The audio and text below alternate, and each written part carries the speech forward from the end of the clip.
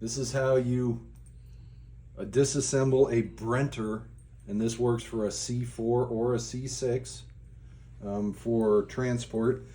You just flip this little latch right here on the handlebars and then remove the handlebars. Sometimes they can be a little bit difficult to remove, but just keep turning it, it'll work. Take the handlebars off. Then you take this front end off of the bike, put the bike down, and place the front end through the hole. And you can transport the bike just like this. It gets pretty small. Now put it back together, remove,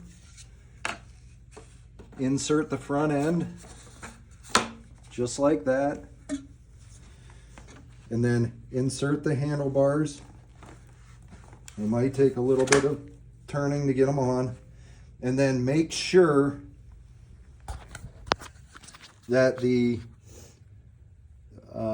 clamp is tight. So you do that by turning this little knob right here until it is tight. You do not want these handlebars to turn while you're going down the mountain.